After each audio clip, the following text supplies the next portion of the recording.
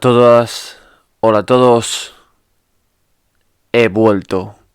Bienvenidos una vez más a Historiador al Rescate. En el vídeo de hoy vamos a hablar de un tema que a mi parecer es apasionante y se trataría del periodo de entreguerras, 1919 a 1939, es decir, justo el periodo de tiempo que va entre el final de la Primera Guerra Mundial y el comienzo, desgraciadamente, de la Segunda Guerra Mundial. Así que sin más, vamos a narrar un momento histórico muy convulso, donde va a haber de todo, donde va a haber cosas que nos va a sonar a lo mejor a los tiempos actuales, y vamos a hablar de unos regímenes de terror que junto al comunismo asolarán a Europa durante una parte importante del siglo XX. Sirva este vídeo de homenaje a todas las víctimas mortales provocadas por los totalitarismos que incluso a día de hoy todavía, por desgracia, existen en el planeta Tierra. Una lacra que todos los demócratas y todos los amantes de la libertad de corazón deberían luchar para acabar con ella. Así que sin más, comenzamos.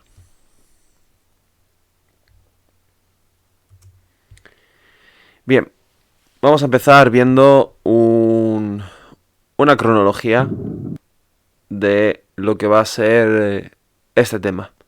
Tenemos por un lado la Gran Guerra. Hay que recordar la Primera Guerra Mundial, que va desde 1914 a 1918.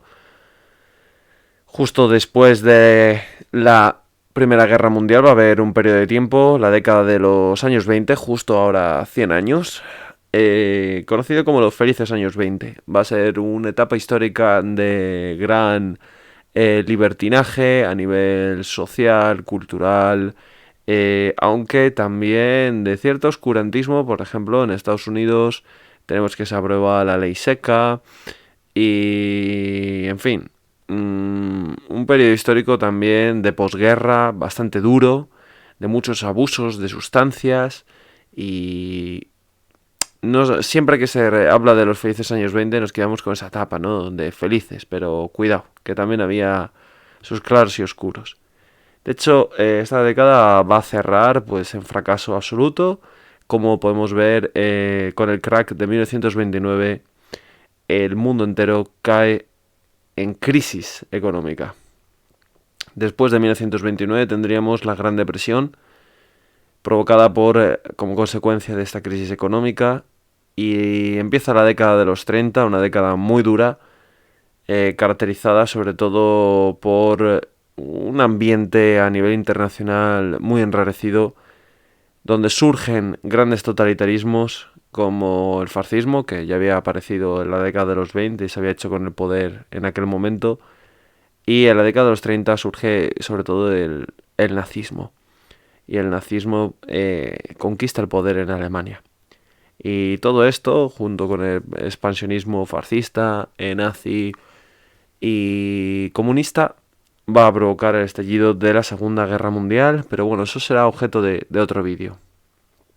Bien, recordar que la Primera Guerra Mundial, sobre todo, había estallado una revuelta en Rusia, que ya lo vimos, dedicamos un tema en exclusiva a esto, que es la revuelta bolchevique.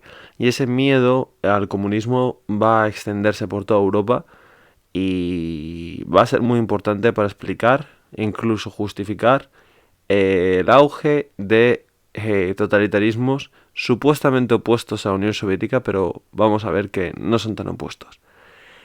Se me debe entender bien cuando digo justificar. Digo justificar en el sentido de entender por qué surgen, ¿ok? No que en ningún momento quiera justificar estrictamente el nazismo o el fascismo. Hago esta aclaración porque cuando se tratan de estos temas hay que tener cuidado, y más en los tiempos que corren a día de hoy. Bien, también por la cuenta que nos trae, como españoles, debemos recordar que en la década de los 30 estalla en España un preludio de lo que luego será la Segunda Guerra Mundial. Estamos hablando efectivamente de la Guerra Civil Española, la cual abarca desde 1936 hasta 1939. Y va a ser pues un experimento, un laboratorio, donde la Unión Soviética, la Italia fascista y la Alemania nazi van a experimentar las nuevas armas que luego usarán fundamentalmente en la Segunda Guerra Mundial. Bien. Pero vamos a volver al tema que nos ocupa. En concreto, esa década de los felices años 20. Las consecuencias económicas de la Primera Guerra Mundial en Europa fueron trágicas, evidentemente. En primer lugar, todo el sistema productivo y la red de infraestructuras existentes antes de la Primera Guerra Mundial desaparecen. Asimismo, los vencedores van a poner unas enormes reparaciones de guerra a los vencidos debido a que ellos mismos estaban endeudados. Asimismo, los países que han perdido la guerra no solo van a tener que pagar reparaciones de guerra, en cierto sentido se les está culpabilizando del estallido de la guerra, y como sabemos, la Primera Guerra Mundial no es un culpable, sino múltiples culpables. Pues bueno, asimismo tenemos que, por ejemplo, Alemania, Hungría, Austria, esto ya lo comentamos, pues se les va a desmembrar como países. Entonces, claro, eso también va a afectar a su tejido económico. Y asimismo, por supuestísimo, claro, lejos de haber cualquier plan internacional de ayuda a los países derrotados para que puedan volver de nuevo a convertirse en un país en el cual sea digno vivir, se les va a machacar aún más, claro, con el objetivo sobre todo de recuperar el nivel socioeconómico por parte de las potencias vencedoras, aprovechándose de los países vencidos. Sirva de ejemplo la hiperinflación alemana de 1923, donde el valor de una barra de pan se dispara a millones de marcos. La gente tenía que ir a las panaderías rápidamente porque había una situación de inflación, el precio de los productos sube tantísimo, provocado por toda esta situación económica de la Primera Guerra Mundial, del Tratado de Versalles y de las sanciones de guerra, que la gente tenía que ir rápidamente a primera hora de la mañana, puesto que el precio del pan, de los huevos, de la carne, de los productos básicos, vamos, se disparaba en cuestión de segundos y cambiaba, ¿vale? Era muy volátil. Y de hecho, tenemos que, claro, la gente, pues evidentemente el valor del precio, pues cae. Y llega un momento en que la gente, pues, hasta hacen hogueras con fajos de billetes porque la situación económica era realmente lamentable. Y a esto hay que sumarle que los franceses y los belgas en la Alemania habían invadido la cuenca minera del Ruhr y las zonas más industrializadas de Alemania para aprovecharse, en virtud siempre del Tratado de Versalles, aprovecharse de las naciones derrotadas y saquear sus materias primas y sus recursos naturales, provocando aún, pues, como consecuencia, más miseria.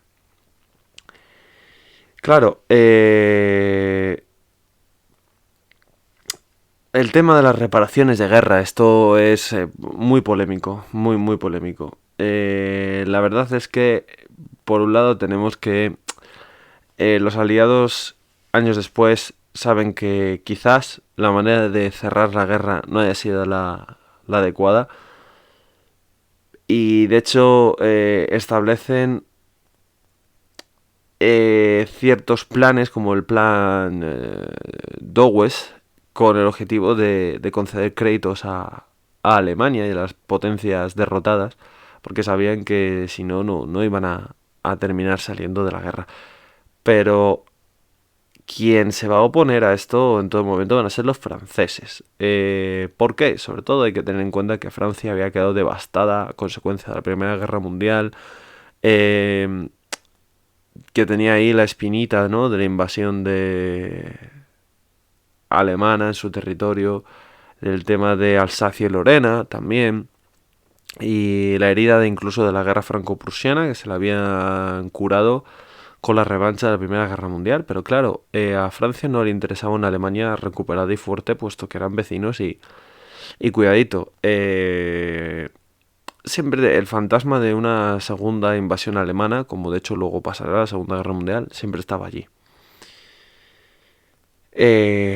Finalmente, en 1929, dentro de estos planes, el Plan Young reduce el importe de las reparaciones de guerra, ¿ok? Y en 1932 tenemos una conferencia, la conferencia de Lausana, que pone fin directamente a las indemnizaciones. Pero claro, ha habido pues unos cuantos años, ¿no?, de intenso pago de indemnizaciones de guerra, acusando a Alemania de haber provocado el estallido de la Primera Guerra Mundial de una manera bastante injusta. En cuanto a la década de los felices años 20 en Estados Unidos, pues Estados Unidos, gracias a su intervención en la Primera Guerra Mundial, se ha hecho con el control económico del mundo, algo que se confirmará sobre todo gracias a la Segunda Guerra Mundial.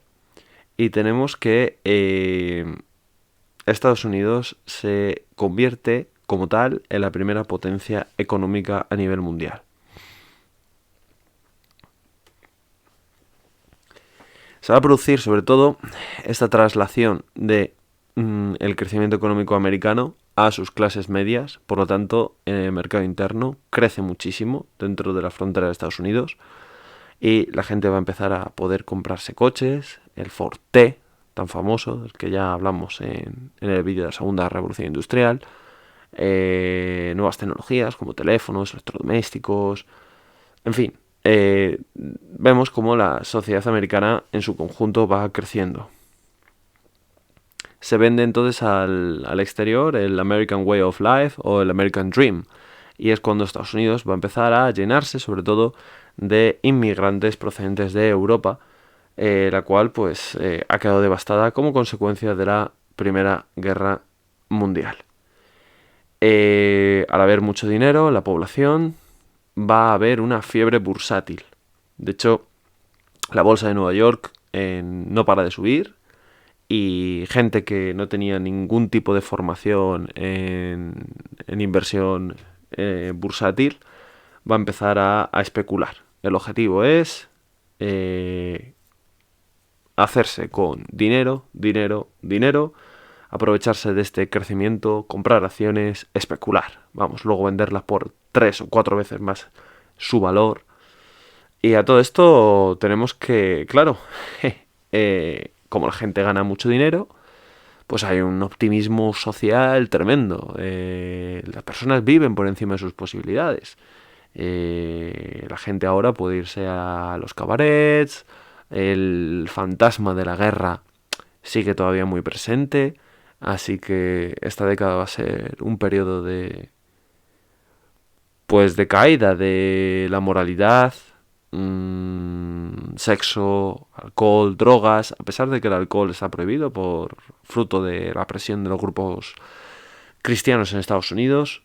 Se prohíbe, se da lugar a la ley seca, pero bueno, la gente sigue consumiéndolo, sobre todo gracias al contrabando por parte de las mafias, la mafia italiana.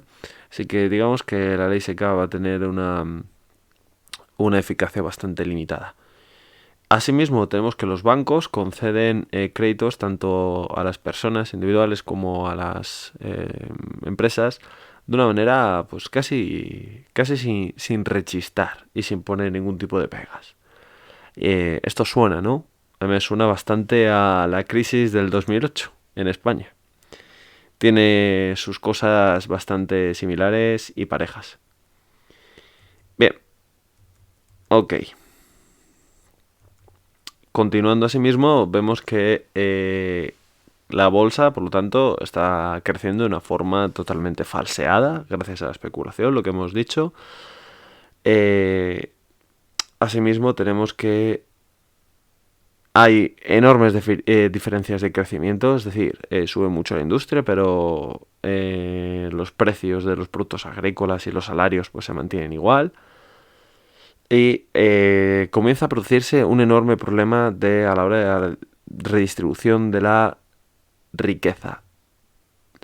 Así que bueno, toda esta especulación, toda esta burbuja va a dar lugar al estallido de el crack, de lo que se conoce como el crack de la bolsa de 1929. La gente se endeudaba a tope para invertir en bolsa, para comprar casas y especular, para pedir hipotecas, porque total siempre va a haber dinero, ¿no? Sin embargo, ¿qué va a ocurrir? Pues que en 1929, en octubre, tenemos que los inversores comienzan a percatarse de que el precio de las acciones no tienen absolutamente nada que ver, es decir, no se corresponden con el valor real de las empresas. Va a haber un pánico terrible que serviría a sí mismo para estudiar psicológicamente cómo actúa el ser humano, ¿no? Por el miedo, el enorme peso que tiene el miedo a la hora de tomar decisiones, y los inversores empiezan a vender en masa sus acciones.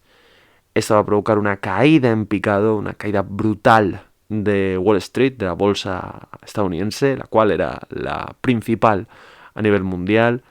Y el 24 de octubre de 1929 se produce lo que ha pasado a la historia como el Jueves Negro. Es decir, el crack de la bolsa de Wall Street en Nueva York. Fijaos, los inversores, como ahora no pueden pagar sus deudas, y disculpar por la imagen, pues comienzan a suicidarse.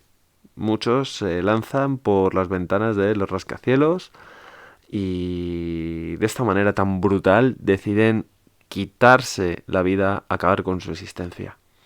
Aquí tenemos pues un titular de un periódico español: se ha suicidado un banquero yanqui y otro comerciante se ha vuelto loco.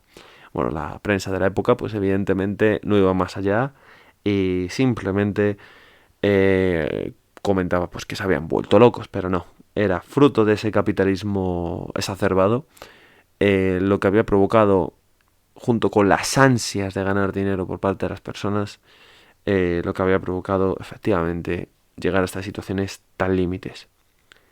A mí sinceramente, y desgraciadamente lo vuelvo a decir, me recuerda a la crisis del 2008. Tiene muchos paralelismos. En el 2008 pues la gente vive por encima de sus posibilidades, pues, puesto que la construcción y el turismo en España son los fondos más importantes, de los sectores económicos más donde puedes ganar más dinero.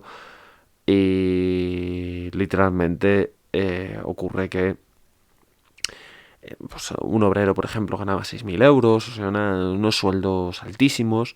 España parecía un país donde había una bonanza económica tremenda y al final la gente pedía muchísimos créditos al banco para pagarse a vacaciones porque vivían por encima de sus posibilidades, los bancos lo concedían y al final cuando estalló la burbuja, pues mucha gente, desgraciadamente, sumida por las deudas y por esa desesperación tan brutal de no poder pagar dinero que debían, deciden quitarse en medio.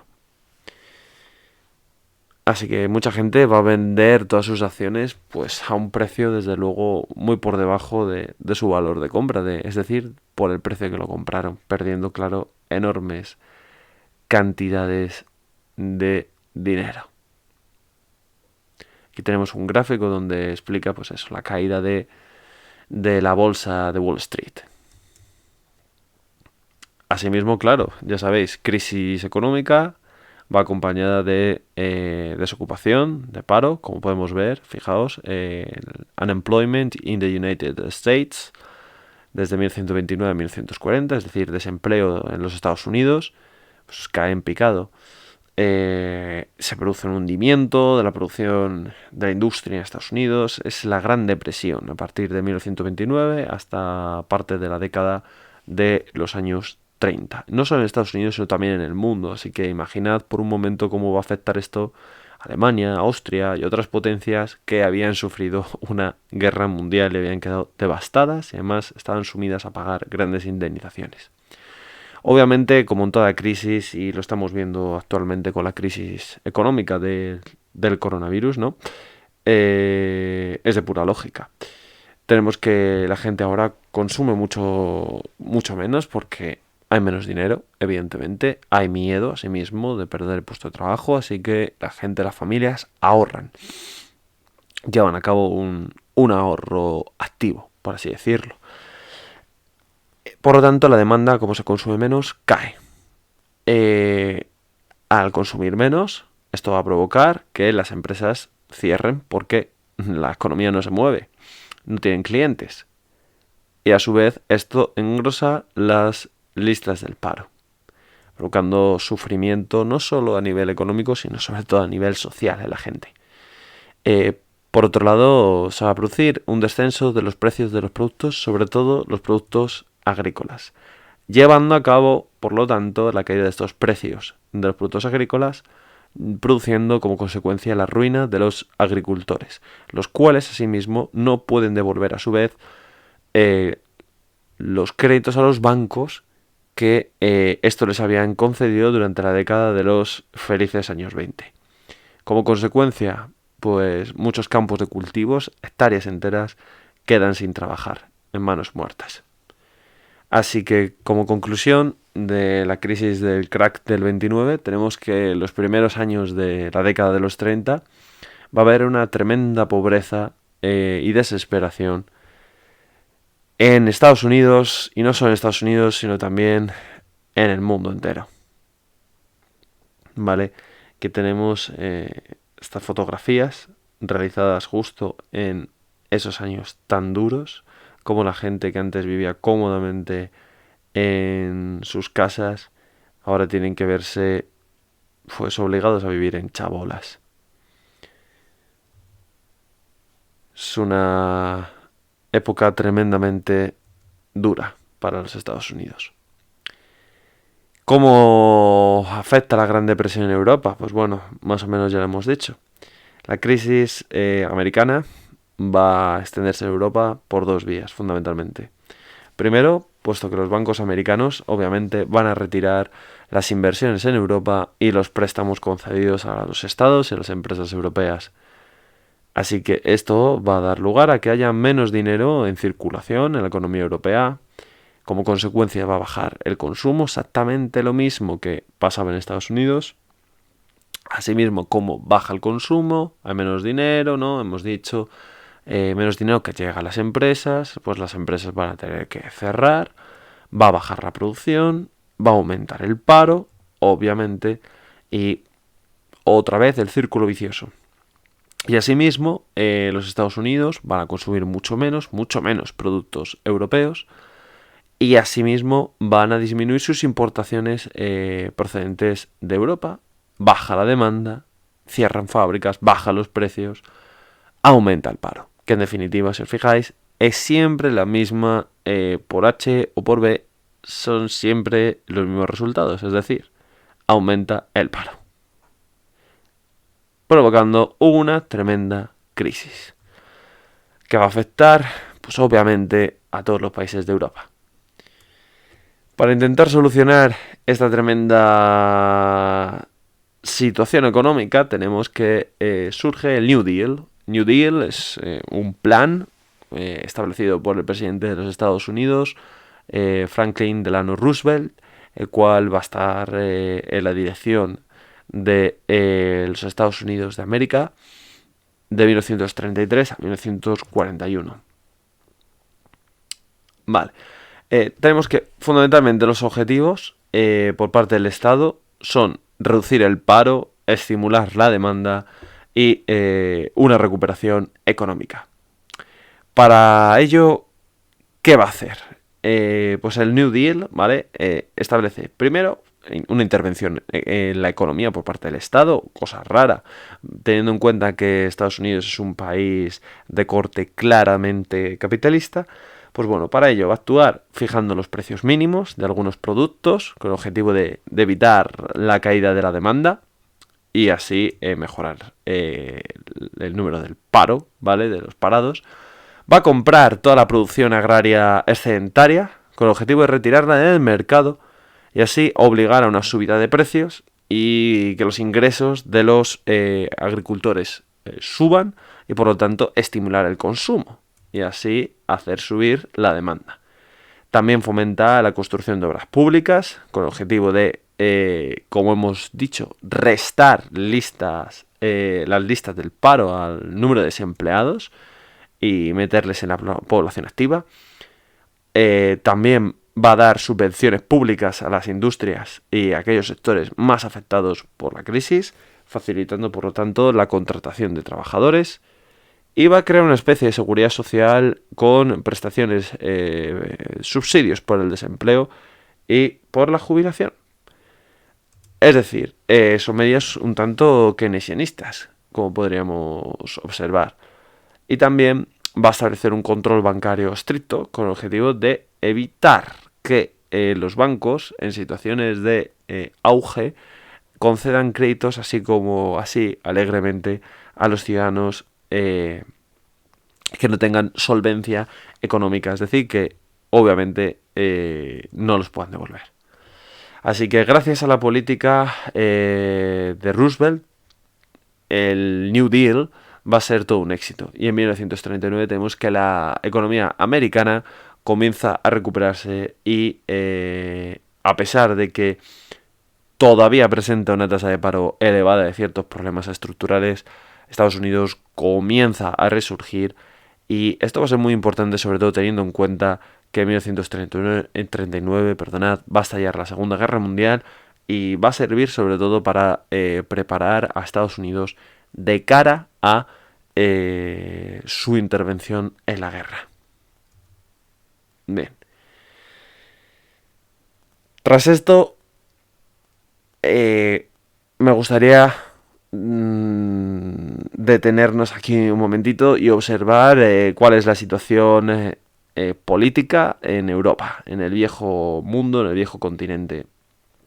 Vemos claramente cómo los regímenes autoritarios están en auge, están en aumento, y vemos cómo los regímenes parlamentarios están en retroceso.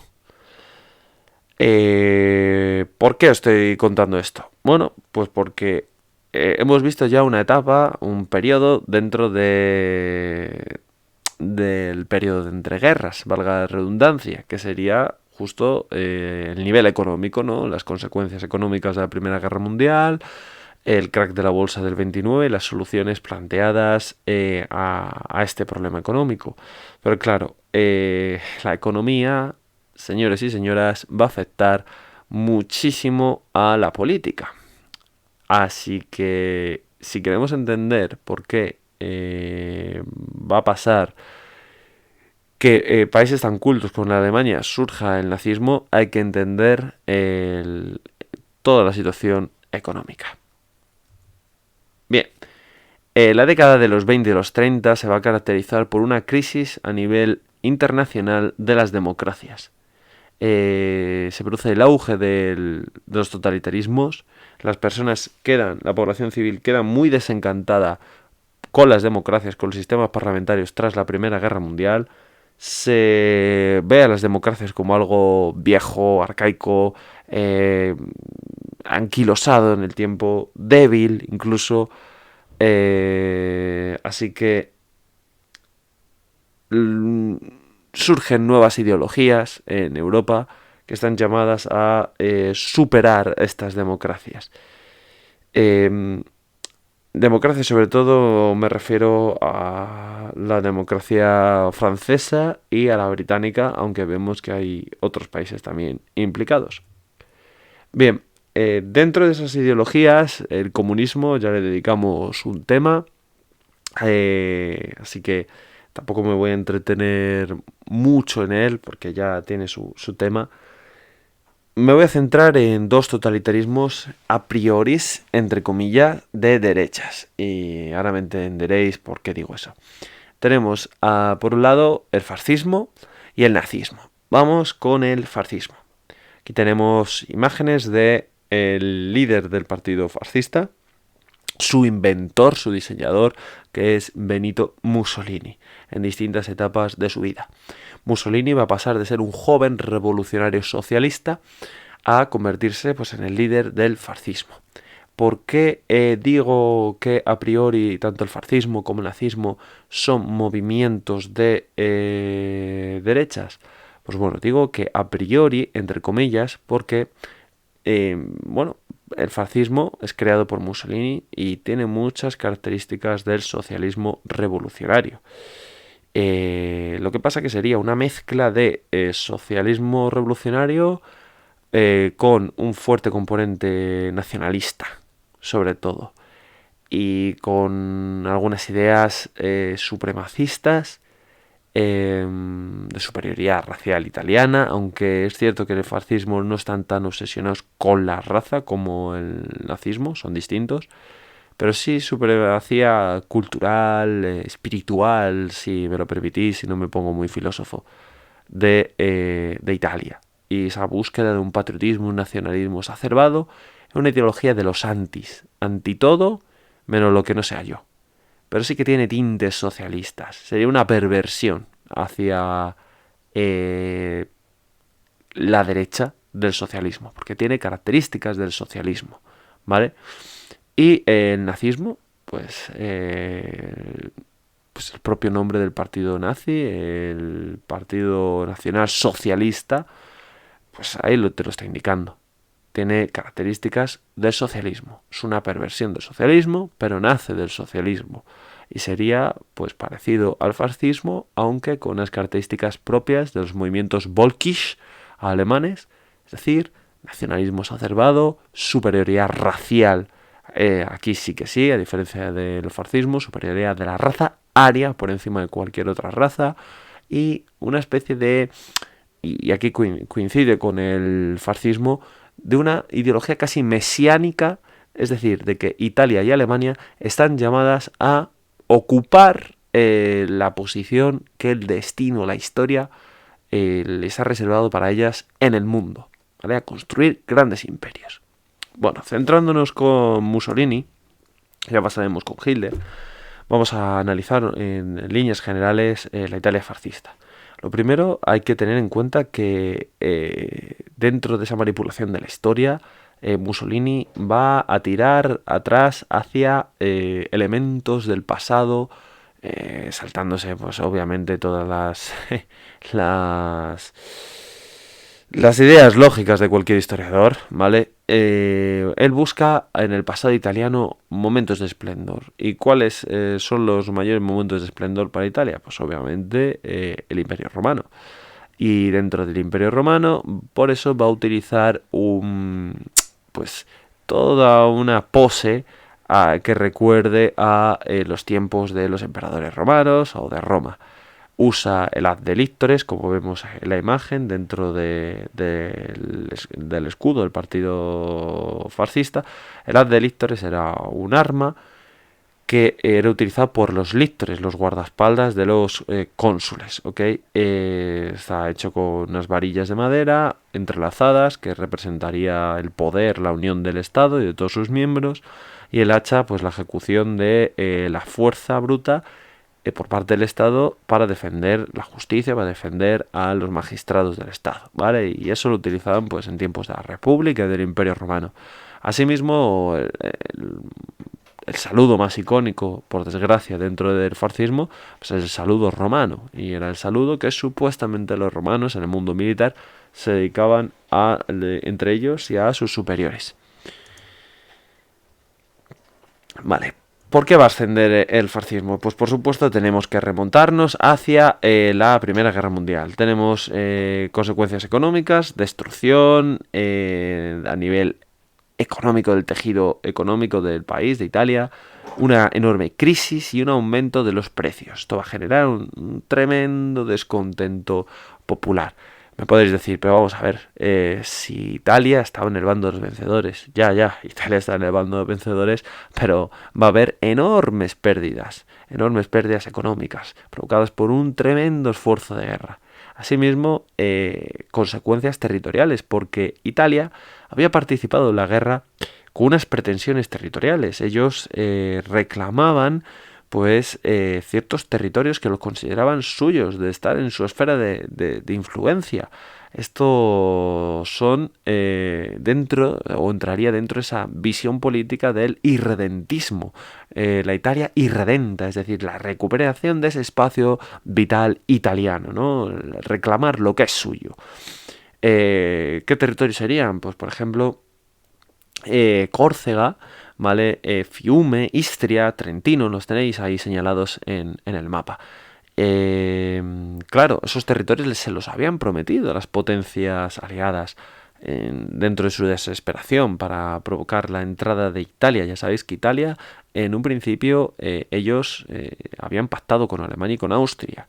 Lo que pasa que, como ya explicamos en el vídeo de la Primera Guerra Mundial, Austria había sido históricamente enemigo de Italia y sabía que los italianos sabían que si querían conseguir esas reclamaciones territoriales debían probar suerte más con Gran Bretaña y con Francia que con los austriacos, así que por eso en el último momento se cambian de bando.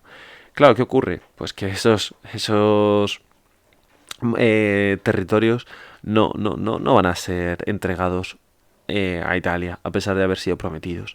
Y de hecho esto va a provocar, justo en nada más acabada la Primera Guerra Mundial, un enorme descontento en Italia. Se sienten engañados, sienten que sus jóvenes han dado la vida para nada, y encabezados por el poeta que algunos acusan de ser fascista, Gabriele D'Annunzio.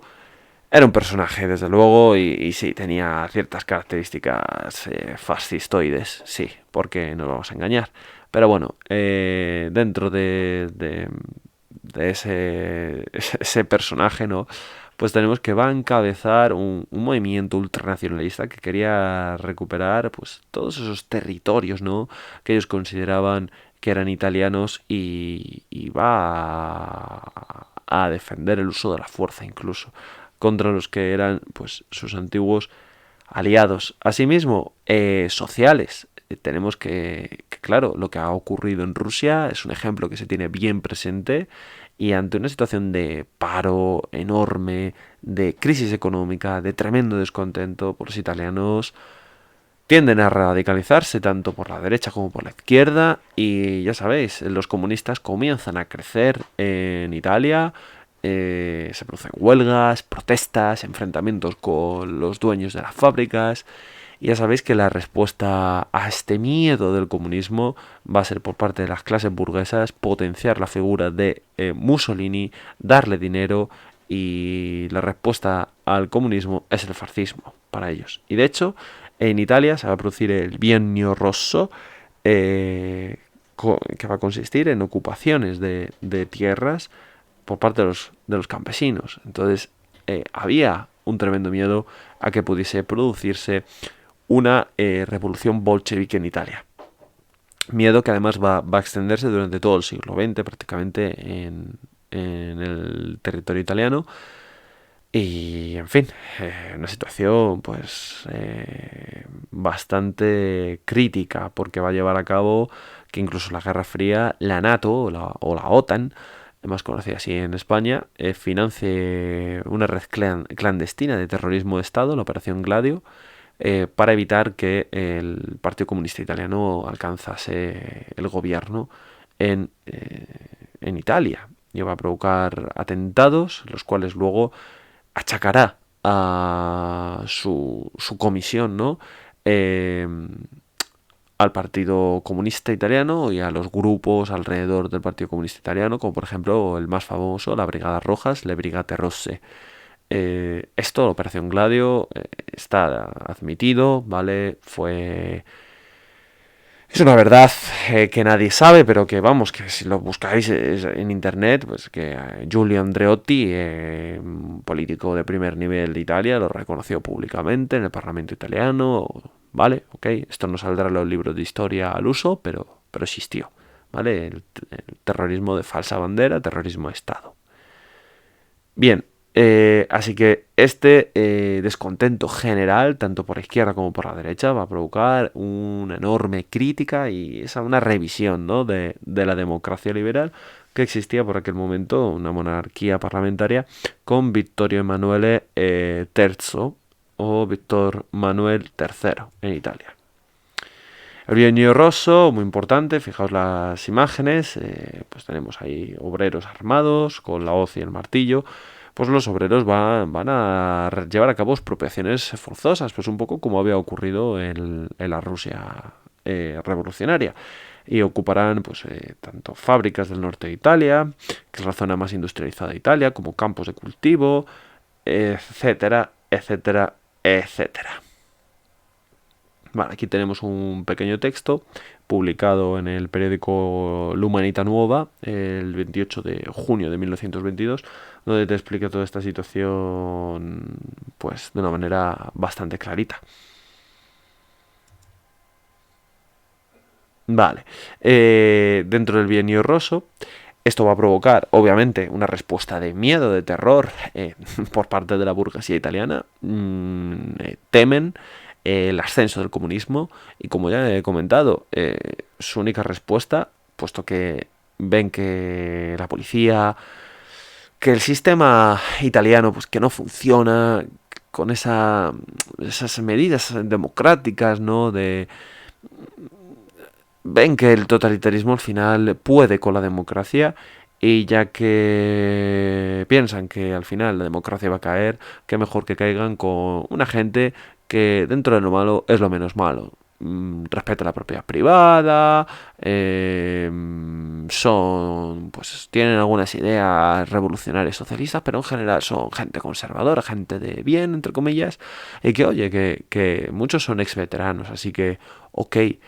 Sí que dentro de lo malo vamos a apoyar al fascismo porque lo peor que nos puede pasar es que el comunismo tome Italia. Esa es la mentalidad que tenía la alta burguesía italiana. Así que la burguesía italiana ve al fascismo como la única solución a todos sus problemas y por eso le va a dar grandes cantidades de dinero y su apoyo político para que Mussolini pueda ascender en el poder. ¿Vale? Estamos entonces en un periodo que iría desde 1919 a 1925. En 1919 tenemos que Mussolini crea i fasci di combattimento, es decir, los fascios de combate, o le camicie nere, las camisas negras. Estos son grupos de ex militares, ex veteranos de la Primera Guerra Mundial, que han visto mucha guerra y que les da igual 8 que 80 y que además van a actuar con una enorme violencia sobre los grupos socialistas / comunistas que en ese momento pues justo estaban tomando las calles, ¿no? Se va a producir una violencia inusitada.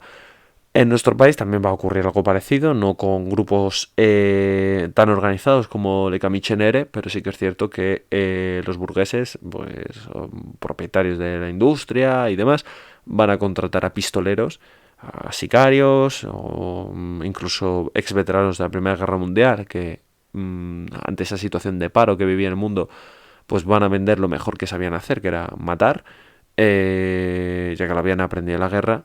Y van a vender pues sus habilidades con la pistola y con el cuchillo y con las bombas a los jefes de la patronal para defenderse precisamente de los ataques terroristas anarquistas / comunistas / socialistas que también mataban y eran un riesgo para la patronal, ¿vale?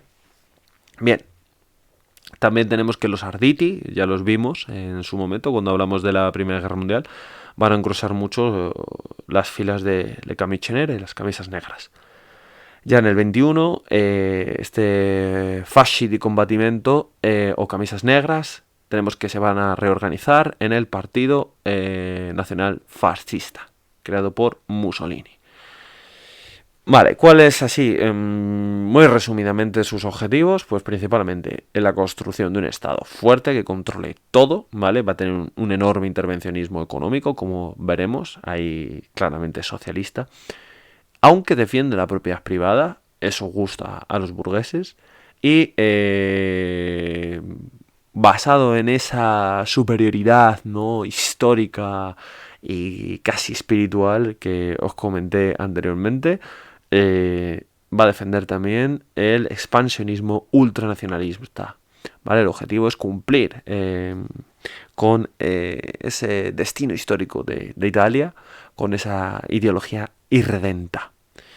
Asimismo, la Iglesia Católica también va a apoyar en un principio al fascismo, y hasta incluso el propio rey, aunque al rey vemos que no le queda más remedio.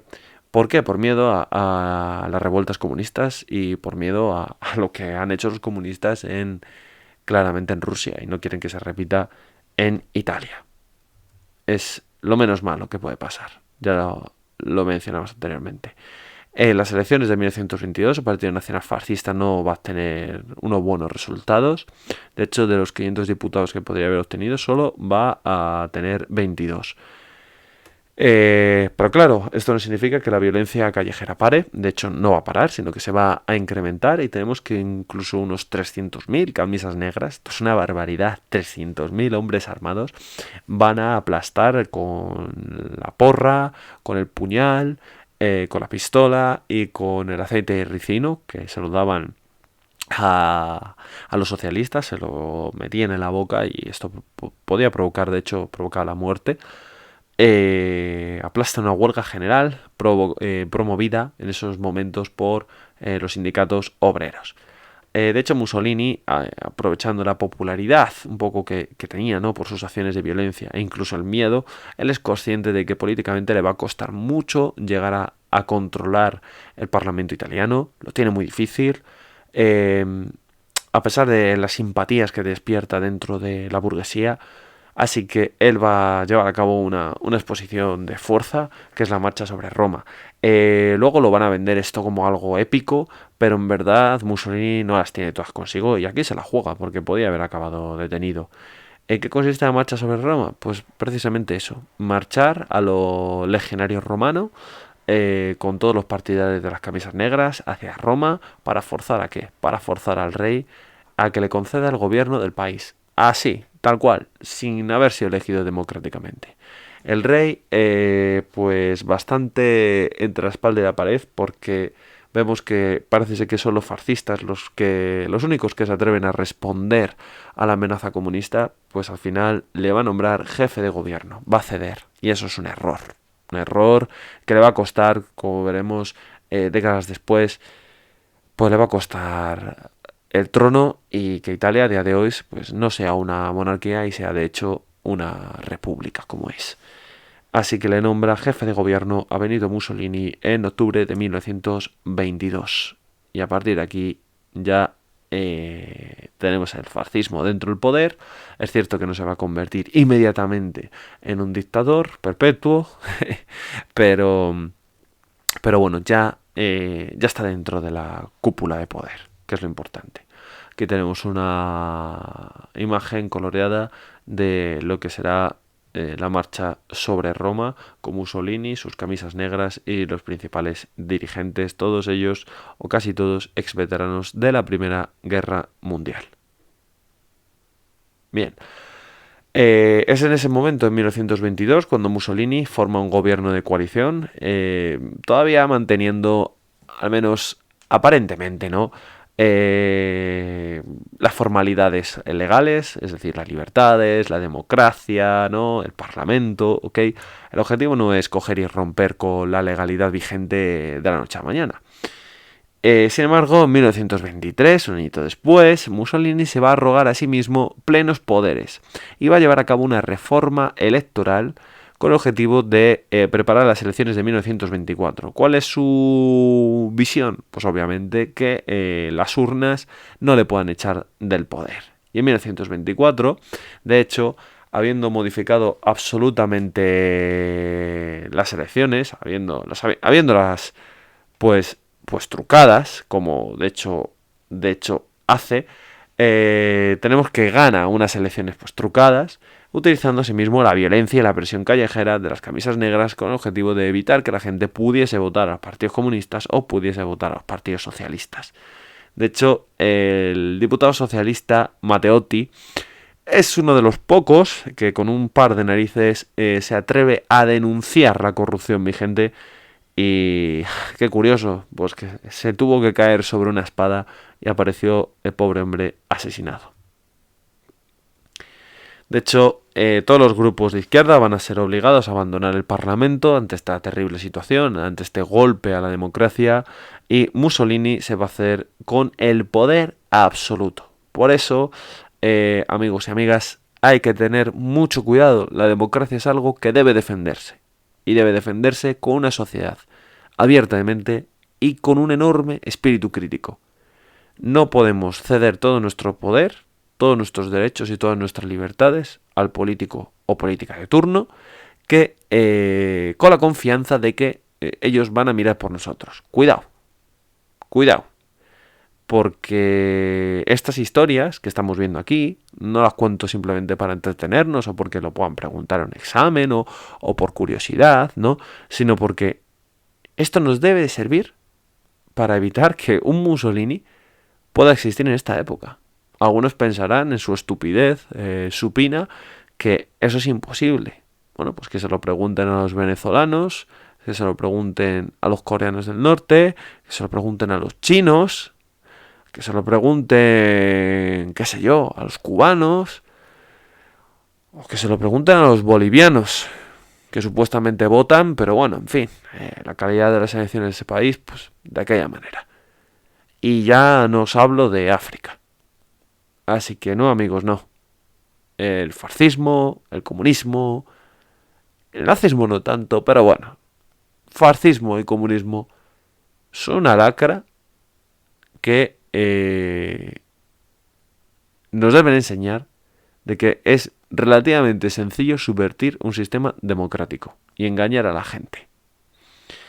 Bien, en 1925 Mussolini da su siguiente paso para tomar el poder y va a suprimir el Parlamento de una forma definitiva. Así que desde el 22 al 25 ha ido poquito a poco Mussolini eliminando todas las trabas legales que le impedían a él convertirse en dictador. Y de hecho es en el 25 cuando él decide instaurar una dictadura a nivel ya definitivo, convirtiéndose en, a partir de ese momento, en el dictador de Italia. Bien, vamos a ver otro nuevo periodo dentro de dictadura fascista como tal, que sería del 25 al 39, justo antes del estallido de la Segunda Guerra Mundial.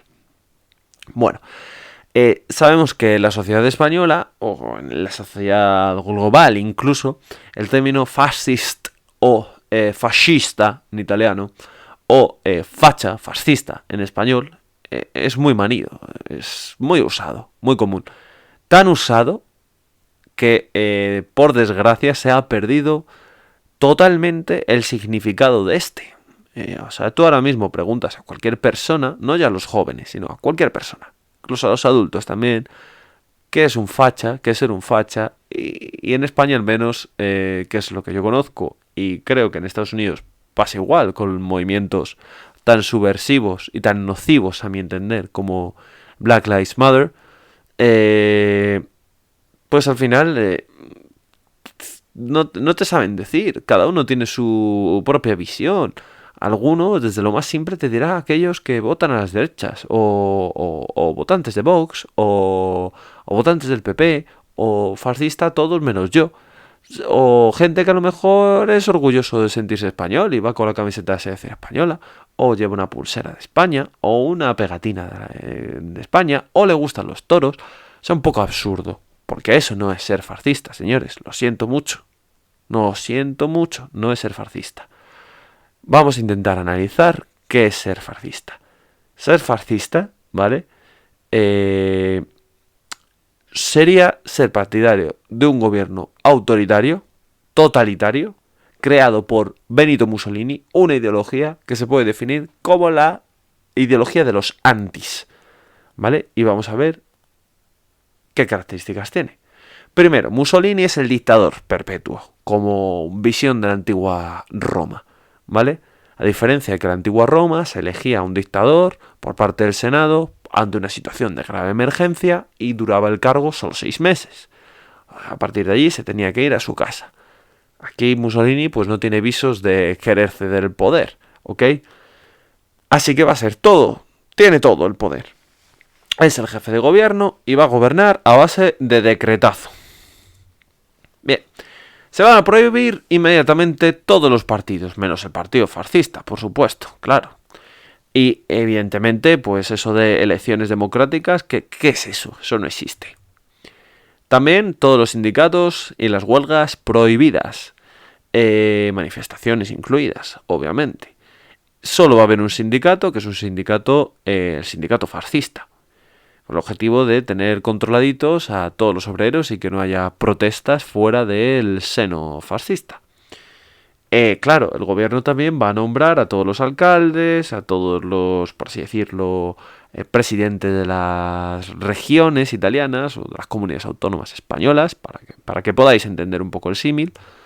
Y claro, todo el funcionariado, administración pública, pues es depurada, la policía, pues todos sus principales comisarios, jefes y demás son fascistas, y miembros que coqueteaban con el socialismo o con la democracia pues van a ser expulsados, y muchos pues van a ser asesinados, como es el caso, por ejemplo, de Antonio Gramsci. Antonio Gramsci, que es el fundador del Partido Comunista Italiano, pues va a ser asesinado.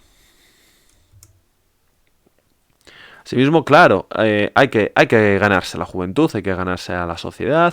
Se van a crear escuadras, asociaciones fascistas, grupos juveniles, para controlar a los estudiantes, para controlar a los trabajadores, para controlar a todos los sectores de la población, jubilados, para controlar a las mujeres, etcétera, etcétera, etcétera.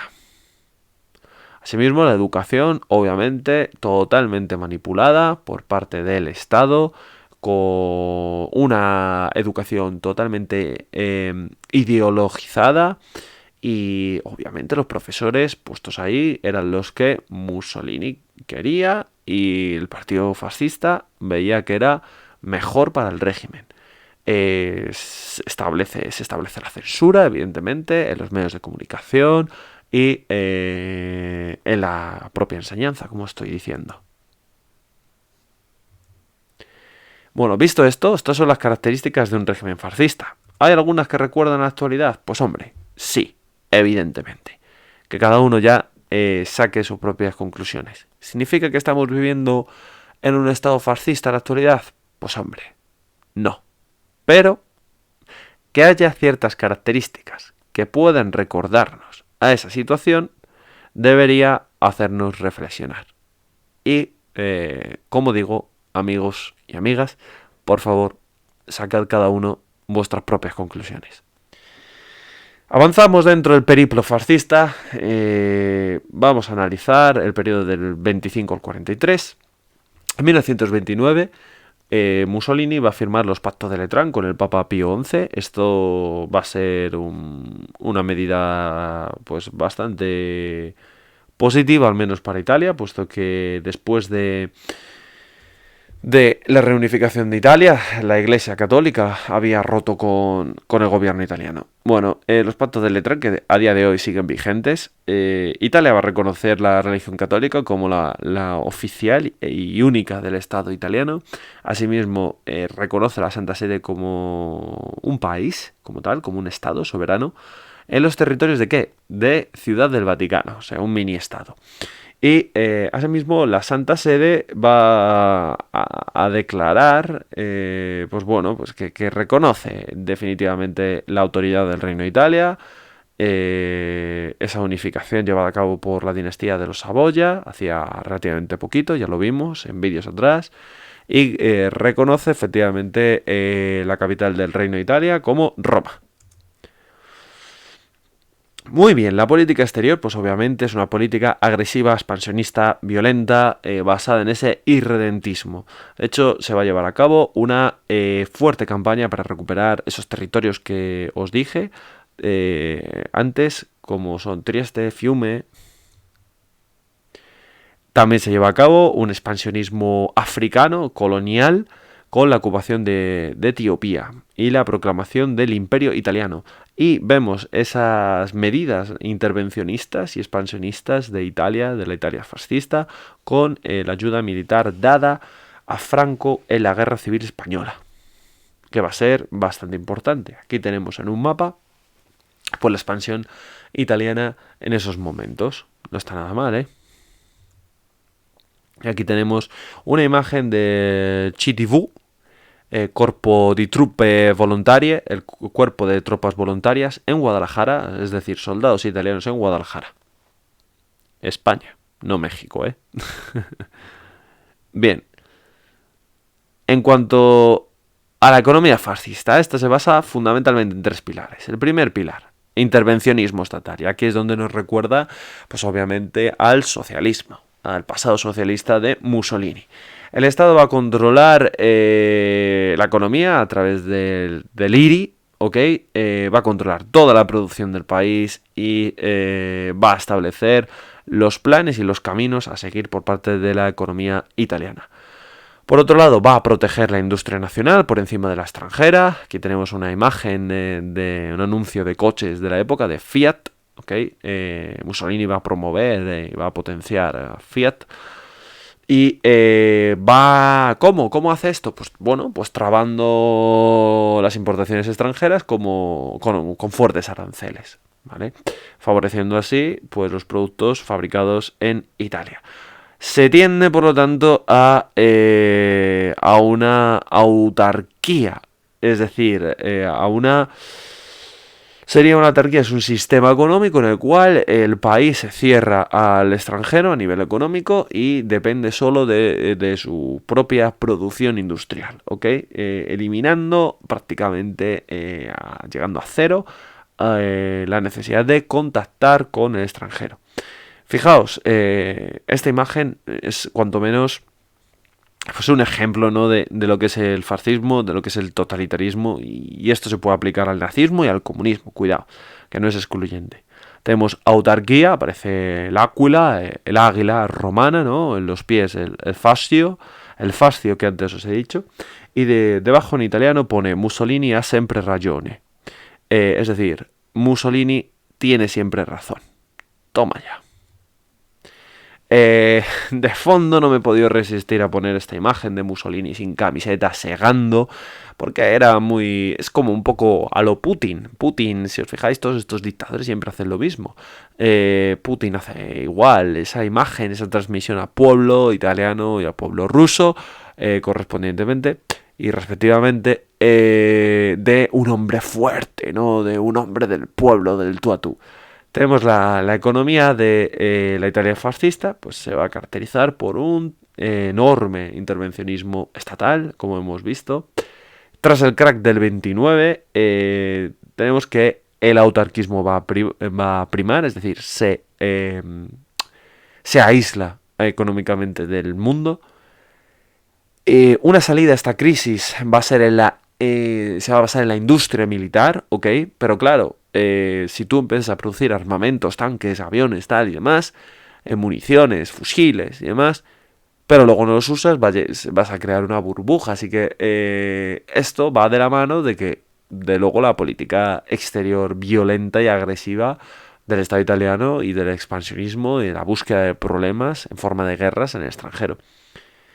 Asimismo también tenemos la batalla del trigo y la batalla de los nacimientos, es decir, hay que aumentar el número de niños, se llegaba incluso a penalizar a las parejas que no se casaban y que no tenían hijos, porque el Estado italiano necesita niños, necesita futuros italianitos para llevar a cabo las invasiones, las guerras y demás que ellos requerían. Y la batalla del trigo hay que aumentar la producción cerealística en Italia. Y asimismo, como buen dictador, vimos que Primo de Rivera lo hace, Hitler lo hará, Franco lo hará, Stalin lo hará, pues tenemos una inversión, ¿no? en obras públicas, definitivamente. Bueno, pues esta es una visión un poco generalizada de lo que es el fascismo, de Mussolini, dentro de ese periodo de entreguerras. Ahora vamos a pasar con, con Adolf Hitler, o como le llamo yo, Adolfito el Loquito. Bien, aquí tenemos unas impresionantes imágenes en color de lo que supuso la Alemania nazi, pero cuidado, que al final los nazis eran cuatro gatos y que el pueblo alemán, por supuesto, todos estaban en contra de Hitler, por supuestísimo, ¿vale? Nótese la ironía, que ya me veo algún hater poniéndome en los comentarios que ¿cómo puedo decir esto? Que se apoya a los nazis. Y no, nada más lejos de la realidad. Simplemente es una crítica a esos intentos de lavado de imagen del pueblo alemán, que actualmente no tiene culpa de nada, por supuesto, no vivieron aquellos tiempos, sería absurdo acusarles. Pero sí que es cierto que el alemán medio de aquella época era nazi y tenía a Hitler idolatrado, ¿vale? Por una serie de cuestiones que veremos ahora. Bien, entre 1918 y 1934 tenemos que se va a proclamar, justo tras la Primera Guerra Mundial, la República de Weimar. El Kaiser Guillermo II va a ser obligado a abdicar, se marchará, y en Alemania se pasa de un imperio a proclamar una república parlamentaria, democrática, con capital en Weimar, ¿vale? Siendo el primer presidente, pues un socialista, Ebert. Bien, ahora, ¿qué explica las causas del ascenso del nazismo? Fundamentalmente, primero, el Tratado de Versalles. De verdad, aquí me tengo que moderar para no empezar a decir palabrotas y exabruptos. El Tratado de Versalles fue un tremendo error por parte de las potencias aliadas, pero un error inconmensurable. Me explico. Tú no puedes intentar sellar una paz después de una supuesta guerra que iba a acabar con todas las guerras, como era la Primera Guerra Mundial, con una visión revanchista. Yo puedo entender la visión de Francia, que ha perdido a mucha gente y demás, pero es que los alemanes también habían perdido mucha gente, los rusos también, los austríacos también, los británicos, etcétera, etcétera. ¿Vale? Entonces al final se dejaron llevar por la emoción y no por la razón e impusieron unas sanciones y unas condiciones de paz, perdonad, brutales sobre Alemania en concreto, aunque no solo Alemania, cuidado, que Austria, por ejemplo, también lo pasó mal, y luego el Imperio Turco va a ser desmembrado y repartido, y la pobre Hungría ya ni os cuento. Asimismo, esto era algo que había quedado muy presente en la mentalidad colectiva del pueblo alemán. ¿Vale? Esto es así. Entonces, los alemanes lo tenían muy adentro, pero esa vergüenza de haber perdido la guerra después de tanto tiempo luchando y lo mal que la habían tratado en Versalles, hace que la gente, el pueblo alemán, tenga ansias de venganza también. Y luego también surge el mito de la puñalada por la espalda, que es un mito potenciado por la propaganda nazi, por Joseph Goebbels, ministro de propaganda, y que va a ser el que le haga la campaña a Hitler. Sería... En fin, me voy a callar, no lo voy a comparar con ningún político en la actualidad que me censura en el vídeo.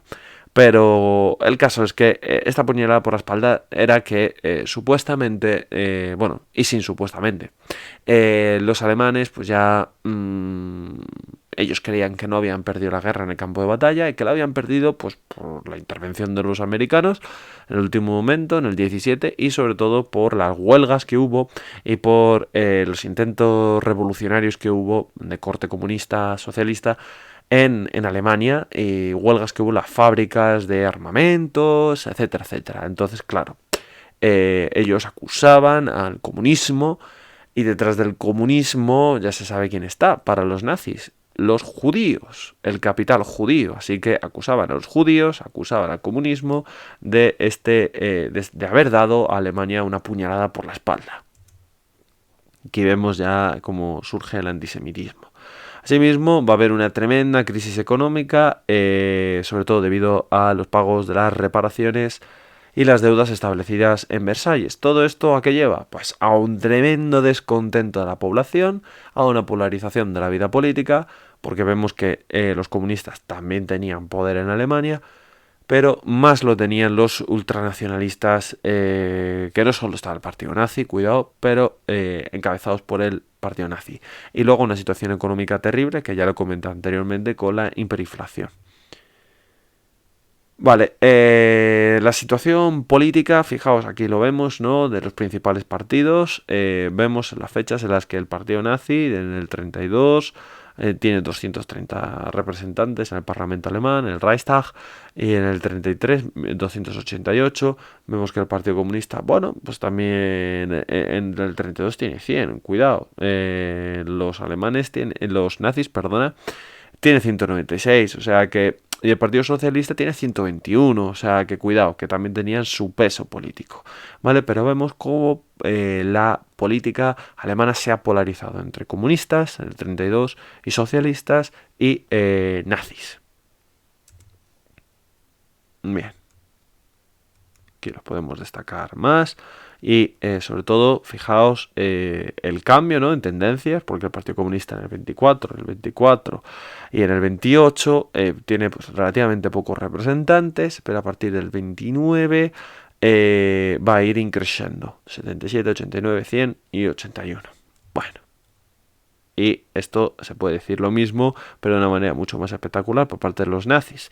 A partir del 29 va a tener 107, 230, 196 y 288. Vale, y el Partido Socialista, 143, 133, 121 y 120. Vale, en los años 30 pues tenemos la República de Weimar, como hemos dicho, que al final la pobrecita mía pues va a acabar siendo asesinada por esa polarización a nivel político, por las crisis y vaivenes económicos típicos de la década, de finales de la década de los 20, y porque al final era un sistema parlamentario impuesto a los alemanes después de la Primera Guerra Mundial y era muy, muy, muy débil. Bien. Esta situación va a provocar, en definitiva, pues el ascenso por un lado de los comunistas y por otro lado de movimientos de extrema derecha como es el movimiento nazi. Que por cierto, Hitler no va a crear el partido nazi. De hecho, la historia de Hitler es muy curiosa. Él era, por así decirlo, un espía mandado por el ejército alemán para investigar a este partido, el cual era, pues, obviamente, pues, claramente antirrepublicano. Y bueno, pues él parece ser que haciendo sus labores de espía se quedó enamorado de estas ideas del partido nazi y él pasó a formar parte del mismo, a dar discursos en cervecerías, a hacerse cada vez más famoso por su dialéctica y la pasión que ponía en los discursos, y a partir de ahí pues, se hace con la cúpula del poder. Pero él no es el fundador del partido. De hecho, creo que era dentro de del número de afiliados era el 10º o algo así, ¿vale? Y bueno, de los revolucionarios comunistas, lo vimos en el vídeo de la Primera Guerra Mundial, con los Freikorps o los cuerpos francos, así que poco más tengo que comentar. Pasa en Alemania exactamente lo mismo que que en Italia. La burguesía tiene que elegir susto o muerte y al final pues se va a quedar con, pues no sé muy bien si susto o la muerte, pero van a elegir a los nazis, ¿vale? Por miedo a fundamentalmente una revolución de tipo comunista en Alemania. Bien, vamos a ver la línea cronológica. En 1920, por lo tanto, se va a fundar el Partido Nacional Socialista, cuidadito, de ahí que mi insistencia en la perversión del socialismo, de los trabajadores alemanes. El partido nazi, en definitiva. En 1923 se va a producir un golpe de estado, el Putsch de Múnich. Bueno, esto es una chapuza dada por Hitler, pensando que va a poder apoderarse del Estado alemán, y patina. Lo que pasa, que cuidado, de ese patinazo le van a meter en la cárcel, de hecho. Hitler se defendió a sí mismo, ganando la simpatía con un discurso populista del juzgado y de la prensa, le hizo un poco la promoción y durante su tiempo encarcelado va a escribir un libro muy importante, el Mein Kampf, Mi lucha, que luego va a ser pues, un poco como la Biblia nazi. Bien, en el Mein Kampf, mi lucha, no sé, amigos míos, si os lo habéis leído, yo sí, y la verdad es que es un libro, bueno, pues donde configura todos los disparates que tiene, ¿no? Hitler, pero es bastante interesante para comprender lo que fue el nazismo. Tenemos que por resumir los puntos. Primero, menosprecio por las democracias, porque las democracias están controladas por los burgueses judíos, por el comunismo también, odio al comunismo en concreto, aunque luego no se le caigan los anillos para la Segunda Guerra Mundial pactar con Stalin, el pacto Molotov-Ribbentrop. El establecimiento de un líder único y fuerte, él, considerado como el Führer, el líder, el guía. Asimismo, establece ya toda su visión racial de la raza aria, un fuerte racismo, por lo tanto, y un único pueblo que es el ario. Y asimismo establece la necesidad de crear un Reich, un imperio de nuevo, recuperando pues todos los territorios perdidos de habla alemana, ese Lebensraum, ¿no? Ese espacio vital. Eso así, las ideas muy resumidas y por supuesto un fuerte antisemitismo y racismo, ¿vale? Hasta 1929, antes del crack del 29, tenemos que el partido nazi, pues la verdad es que tiene pocos representantes, lo hemos visto ya, sobre todo debido a que, bueno, en Alemania, pues a pesar de las condiciones duras, pues la gente pues, intentaba olvidarse de la situación de la guerra y relativamente había trabajo y la gente pues podía subsistir. Sin embargo, tras el crack del 29, esta situación cambia y la influencia de la economía va a relanzar al partido nazi. Tanto es así que en 1932 va a conseguir incluso hasta 13 millones de votos. La crisis económica que sufre Alemania tiene una importancia fundamental para explicar el ascenso del nazismo, provocando un enorme paro. Vale, ¿de dónde va a obtener los apoyos? Pues de la burguesía, como lo hemos dicho, debido al miedo, el terror rojo, el peligro rojo, que esto me recuerda un poquito a la Guerra Fría, ¿no? Exactamente igual. Y de las clases medias, sobre todo. Y también, cuidado, de los parados, de obreros y campesinos parados. En 1933, Hitler, pues ya por pesado, Adolfito y el loquito, va a ser elegido canciller del Reich, formando un gobierno de coalición. Ya se ha metido en el poder. El virus ya está dentro. Curiosamente, a ver, supuestamente el Reichstag, el Parlamento alemán, la visión que dan los nazis es que lo va a prender fuego los comunistas. Y de hecho van a detener a un señor que le acusan de ser un miembro del Partido Comunista como el autor. Sin embargo, bueno, pues esto a día de hoy, la historiografía moderna prácticamente esto no se sostiene, ¿vale? Y casi todos los historiadores serios que se precien lo cuestionan cuanto menos y asimismo incluso se atreven a negar esto y a acusar directamente a Hitler de haber prendido fuego, no él, pero sí partidarios de Hitler, al Parlamento alemán. ¿Por qué? Pues el Parlamento obviamente de cualquier país es un símbolo del país y si tú prendes fuego al símbolo del país es como el 11S, ¿no? Es un shock para la sociedad. Y es una buena prueba de decir, fijaos, los comunistas lo que han hecho, que vienen, esto le va a ayudar a través del miedo, a través del miedo, a manipular a la gente y a controlar sus mentes y sus corazones. E incluso que sean ellos los que a través del miedo cedan sus libertades y le pidan que recorten sus libertades, ¿vale?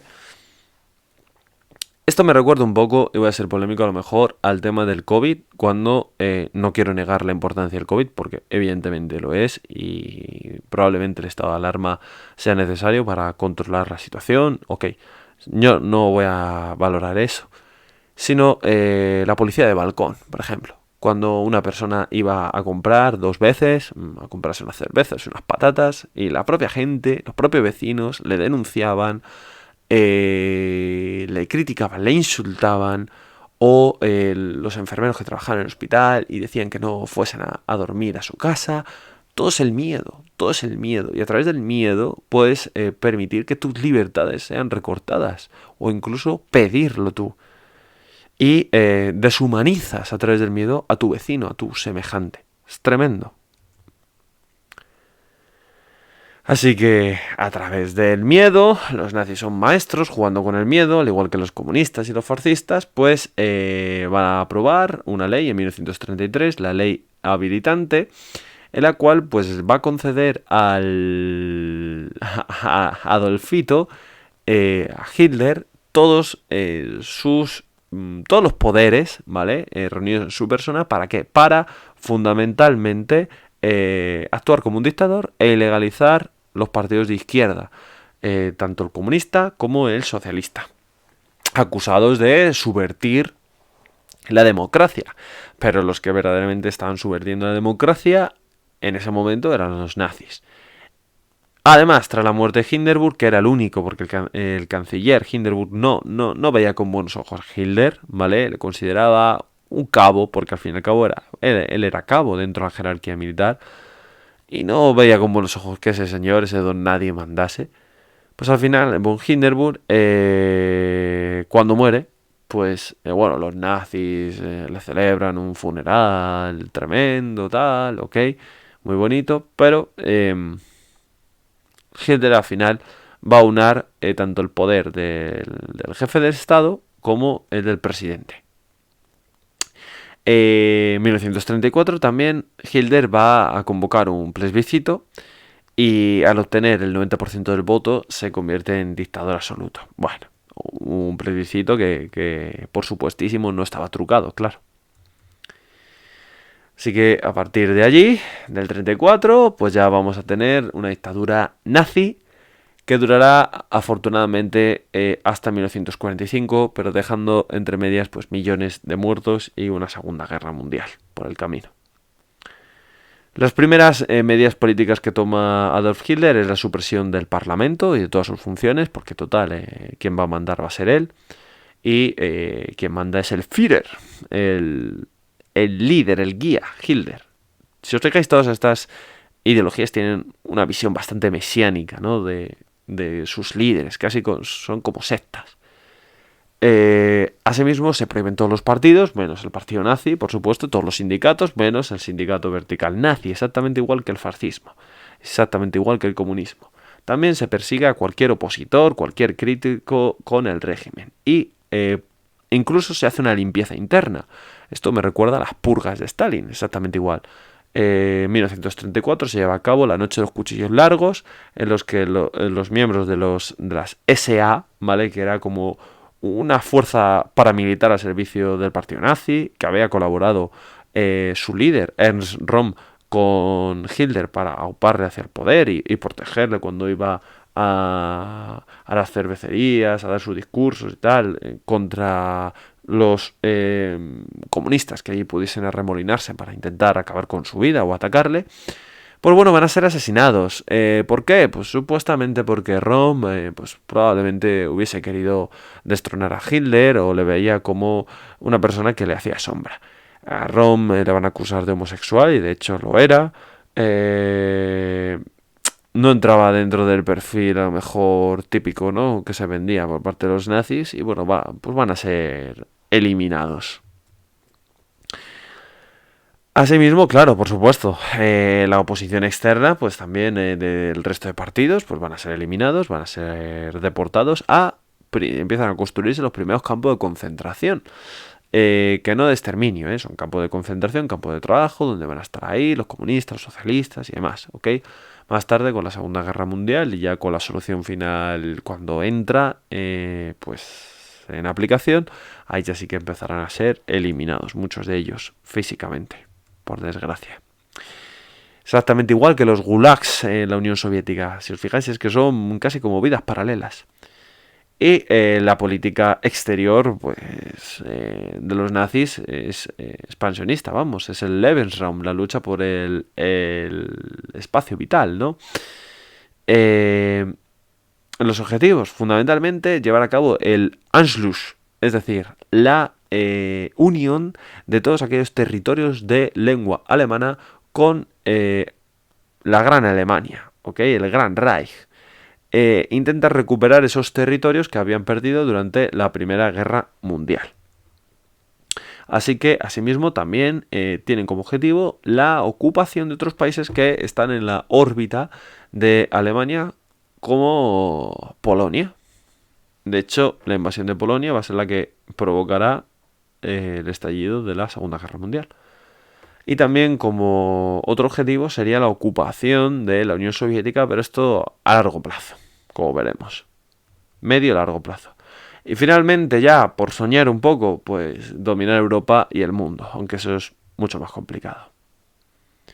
Aquí tenemos pues mapas, ¿no? De esa Lebensraum, de ese espacio vital nazi. En cuanto a las libertades, pues os lo podéis imaginar, todas las libertades y derechos muy limitados, se instaura una fuerte censura, se queman y se prohíben libros por considerarlos antinazis, antirraza aria, libros sobre todo de autores judíos. Se va a llevar a cabo una persecución tremenda, no solo de los judíos, pero sí en especial de ellos, también de los homosexuales, de los gitanos y de los opositores políticos. Y también de católicos, cuidado. También tenemos un fuerte control dentro de la población utilizando el miedo sobre todo gracias a quién, gracias a la Gestapo, que era la policía secreta, los servicios secretos, por así decirlo, la policía secreta, mejor dicho, y aplicando la violencia, la delación entre personas, y de esta manera pues se controla la sociedad. Ahora, tenemos tres herramientas para controlar a la población. Las secciones de asalto, las SA, que la noche de los cuchillos largos es donde se produce esa limpieza interna, ¿no? Que son esos grupos paramilitares nazis que actuaban con una tremenda violencia, conocidos como camisas pardas. Anda, muy parecido, ¿no? a las camisas negras de Mussolini. Luego tenemos los grupos de protección, las SS, esto seguro que os sonará más. Es un grupo ya de élite, racialmente pues 100% puros, lo mejor de la raza aria para los nazis, y juraban lealtad exclusivamente a Hitler. Y por último, la Gestapo, esa policía secreta, para controlar y eliminar a la oposición y a cualquier antinazi o cualquier crítico con el régimen. Dentro de los principales líderes nazis, pues tendríamos a Hermann Göring, mariscal del aire, ex veterano de la Primera Guerra Mundial y uno de los hombres fuertes de Hitler, un morfinómano, por cierto, porque el hombre pues se hinchaba a morfina y era un drogadicto. Goebbels, que en fin, dentro de los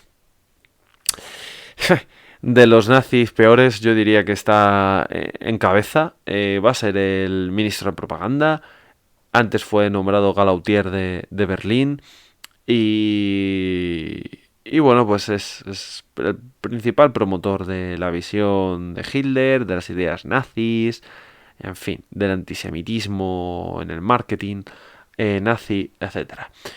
Luego tenemos, por supuesto, a Himmler, que es el jefe de las SS y la Gestapo. Se va a centrar en la represión, tanto interna como externa, y en la limpieza racial, por así decirlo, en terminología nazi, de los Untermenschen o subhumanos. Principales líderes nazis seguimos. Tenemos Albert Speer, ministro de armamento y de producción de la guerra, arquitecto, conocido como el arquitecto de Hitler. Martin Bormann, bueno, este hombre es súper polémico porque era el secretario personal de Hitler. En los últimos días de Berlín desaparece. Y últimas teorías, y esto no se puede probar evidentemente, pero a mí me resulta ciertamente interesante. Últimas teorías dicen que Bormann podía tratarse de un espía soviético. Cuanto menos interesante. Porque fijaos, este hombre tenía acceso a una enorme cantidad de información. Y luego Rudolf Hess, que es el lugarteniente de Hitler, y este hombre se va a volver loquito del todo y acabará en un avión aterrizando en Escocia. Hitler supuestamente pues le rechaza. Y aquí hay dos visiones, porque se piensa que puede ser que estuviese cumpliendo una misión especial o encubierta, ¿no? O Black Ops, como se dice en inglés, en Escocia para pedir la paz a los británicos en nombre de Hitler, o simplemente que se volviese como una puñetera regadera y decidiese irse él solo, pensando que así iba a ayudar a su Führer. Murió el hombre ya muy muy mayor y vivió preso durante, vamos, desde la década de los 40, en plena guerra mundial, hasta que creo que vivió 80 y tantos, 90 años, una barbaridad, estuvo prisionero. Y luego este desgraciado, porque no tiene otro nombre, que es Reinhard Heydrich, que va a ser el diseñador de la solución final del Holocausto, ¿vale? Este hombre, pues unos valientes dentro de la operación Anthropoid, un comando de la resistencia aliada, pues van a cometer un atentado y a ejecutarlo, al precio que pagaron, que fue el de sus vidas. Cuanto a la economía nazi, pues igual, exactamente. Bueno, tenemos varias fases, caracterizadas sobre todo por la autarquía y el rearme, ¿no? Pues parecido a la fascista. Va, como buen nacionalsocialismo, se caracteriza por el Estado, dirige e interviene plenamente en la economía y establece la autarquía como objetivo económico. El objetivo es reducir, por lo tanto, las importaciones, producir lo necesario para su consumo dentro del país. Asimismo, va a haber una enorme inversión en la industria de armamento, que esto también estaba llamando a qué, pues estaba llamando a que si tú inviertes, es lo mismo que el fascismo, tú inviertes en la industria armamentística, pero si luego no la usas, claro, el crecimiento económico, la resurrección de la economía alemana que pasó y que sucedió, eso es así, con Hitler, pues podría volver a caer. Así que también ahí eso se explica la presión de Hitler a la hora de llevar a cabo una política exterior bastante agresiva, sin importarle invadir Polonia. Sin pensar por un momento que las débiles Francia y Gran Bretaña les fuesen a atacar. Y digo débiles porque habían mostrado una visión, una política exterior bastante débil, con Hitler muy de retroceso, puesto que tenían miedo a provocar una guerra mundial. Asimismo, va fuerte inversiones en el sector público. Hitler crea la red de autopistas alemanas que tanta fama tiene, las Autobahn, aeropuertos como el de Tempelhof en Berlín. Y bueno, en fin, también él quiere crear una clase media alemana que sea firme. Quiere que cada alemán tenga su propio coche. De ahí que invierta en la creación de la Volkswagen, el coche del pueblo, literalmente eso es lo que significa, y va a crear el escarabajo, clásico dentro de la automoción. Resultado de la política económica, que va a crecer la industria, que se controlan los precios, que bajan los salarios reales, se trabajan más horas, es cierto, y se van a suprimir a nivel social los derechos sindicales, pero es cierto que la economía en general, la economía nazi, pues crece. A nivel social, la burguesía va a enriquecerse aún más, porque la economía mejora. Las clases medias, pues digamos que van a mejorar y se van a expandir. Y bueno, pues que las condiciones de los obreros más pobres, pues de la gente de las clases medias bajas, pues van a empeorar. Bueno, en cuanto a la sociedad nazi, obviamente lo que se persigue es que toda la gente sea nazi, tenga el mismo pensamiento y se acabó. Se va a establecer una enorme propaganda, tanto en el cine como en los libros, como los sellos, como en todo, ¿vale? Se intenta manipular la escuela a la juventud. Los medios de comunicación están súper controlados por la censura, obviamente. Y asimismo se van a establecer, igual que en el fascismo, a imitación del fascismo diría yo, pues asociaciones llamadas a precisamente esa promoción de los valores de vida nazis. Y a esto lo acompañamos con una tremenda represión ante el diferente o ante el que piensa distinto, pues era una forma de establecer una sociedad única. Asimismo, la mujer pues vive en una situación bastante marginada, bastante machista, ¿no? La sociedad, y se la ve relegada a las 3K, Kinder, Kische, Küche, perdonad si mi pronunciación de alemán es nefasta, los niños, la iglesia y la cocina. Vamos. Asimismo, también se impone a la mujer la pureza racial y al hombre. Y ya veremos la mujer cuál va a ser su papel dentro de ese plan de pureza racial. Vale, los estatus raciales, pues obviamente existe la raza aria, lo que Hitler entiende como la raza superior, que es la raza germana, rubios con ojos azules, altos y fuertes, ¿vale? Y todo lo que se desvíe de esos valores alemanes, pues va a ser perseguido. Así que se va a perseguir a los homosexuales, a los gitanos, a las personas con enfermedades mentales, a los comunistas, a minusválidos, gente enferma, etcétera. Aquí, en una pirámide de pureza racial, pues tendríamos, fijaos, los primeros los arios, debajo europeos occidentales, ahí estarían pues, los italianos, los españoles, franceses, etcétera. Y a partir de ahí, todos pueblos a eliminar. Los subhumanos, los Untermenschen. Es decir, tendríamos a los mentalmente y físicamente disminuidos o con problemas mentales, a los gitanos que son indeseables, los criminales, los homosexuales, los europeos del este aún más por debajo, los rusos, los polacos, etcétera, y ya por debajo de todo los judíos. Bien, las SS sería la representación de la élite aria.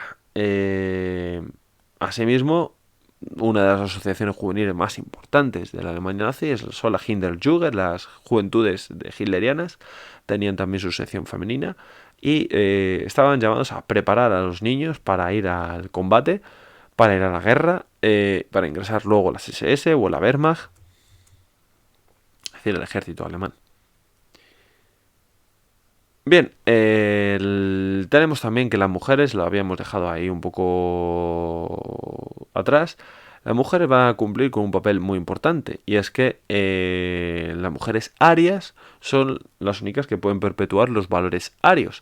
Así que al final se va a crear ese movimiento Lebensborn, que vamos a ver que eran casi como granjas de niños donde los oficiales de las SS pues iban a dejar embarazadas a jovencitas de una manera masiva. Y esos niños estaban al control del Estado nazi y el Estado se encargaba de su educación y de su adoctrinamiento, por supuesto, y de luego ser utilizados como carne de cañón en las futuras guerras que llevasen a cabo los alemanes.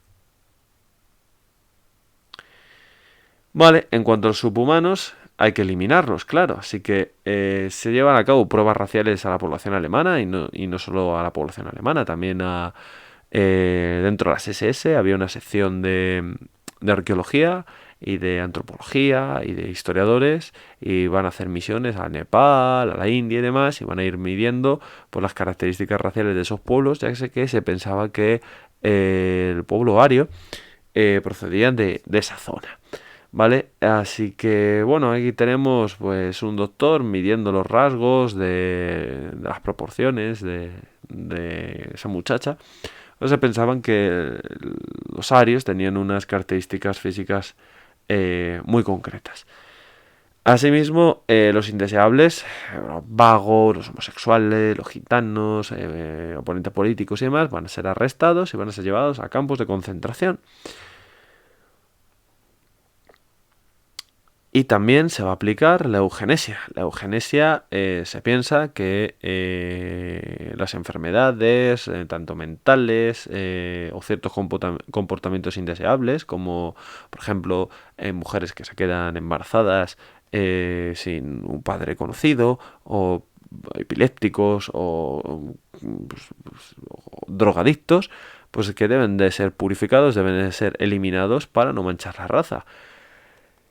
Y desgraciadamente esto va a ser, va a seguir el modelo que ya se había aplicado en Estados Unidos. Sí, amigos, sí. En Estados Unidos se aplicó políticas de eugenesia, ¿vale? De eutanasia masiva, por así decirlo. Los judíos tenemos que pues son el pueblo más odiado, son los principales subhumanos considerados por los nazis y están llamados a ser eliminados.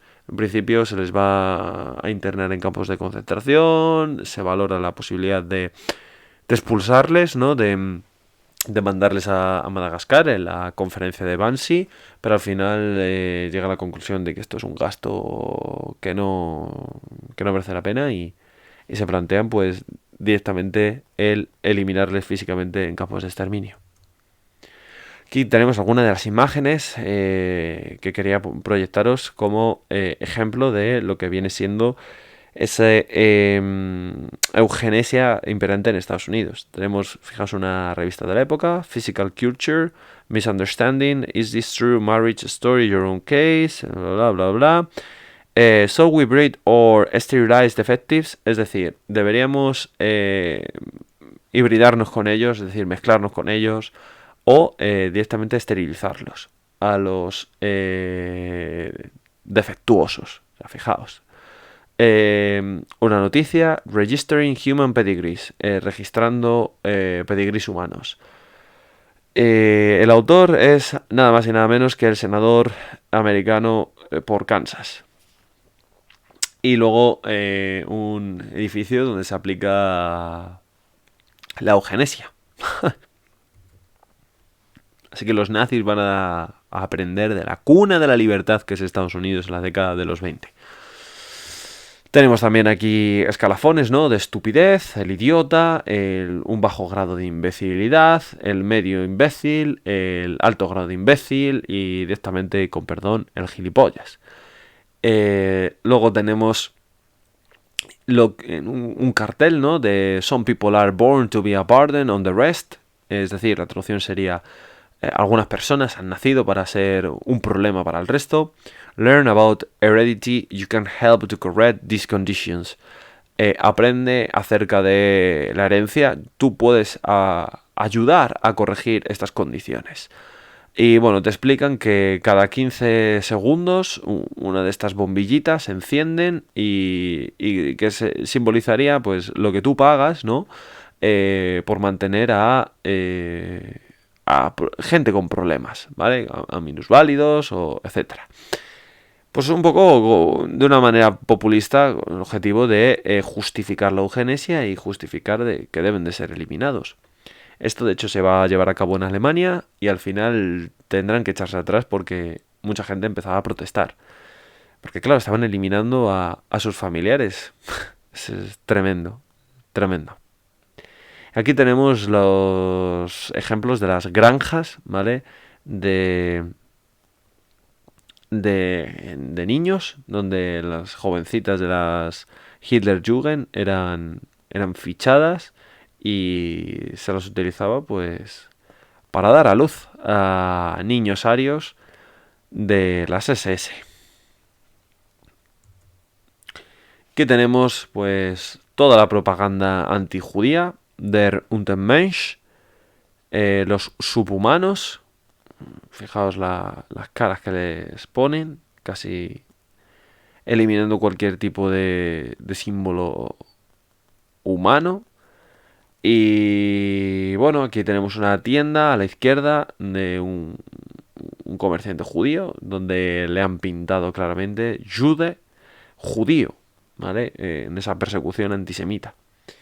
Aquí tenemos imágenes de estos señores de las SS que iban midiendo los rasgos, ¿no? De distintas etnias para, como en búsqueda de una manera científica justificar, o pseudocientífica mejor dicho, justificar sus ideas políticas. Ese neodarwinismo que ya hablamos de él en el vídeo dedicado al imperialismo del siglo XIX y principios del XX. Así que en la pureza racial se va a basar en una persecución sobre todo del diferente y en especial de los judíos, el antisemitismo en la educación, en un boicot fuerte de sus negocios, tal y como hemos visto en 1933.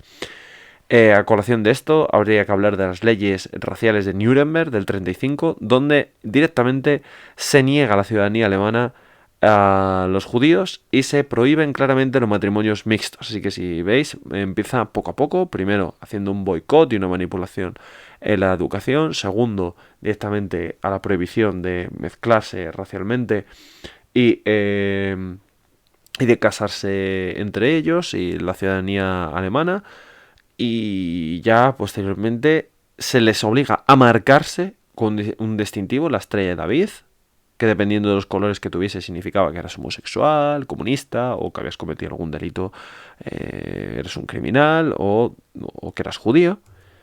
Eso ocurre en 1938 y luego ya el colmo en 1938 también, la noche de los cristales rotos, que ya es una destrucción de viviendas, de negocios pertenecientes a judíos, de quema de sinagogas. El siguiente paso es, en 1940, ya en la Segunda Guerra Mundial, meterles en guetos, es decir, en barrios donde se amontona como si fuese animales a judíos, se les priva de sus derechos más básicos y de alimentos. Y el siguiente paso, ya el último, en 1941, tras la conferencia de Wannsee, se lleva a cabo la ejecución de la solución final y se decide eliminar a los judíos, llevándoles a campos de trabajo o campos de concentración o campos de exterminio, provocando el holocausto y la eliminación de entre 5 y 6 millones de judíos. Que no solo se van a eliminar judíos, por supuesto, se va a eliminar también homosexuales, gitanos, disidentes políticos, incluso algún republicano español. En Mauthausen, por ejemplo, va a haber republicanos españoles. Bien, este sería un mapa de los principales campos de concentración y campos de exterminio nazis en el Tercer Reich, para que nos hagamos una idea.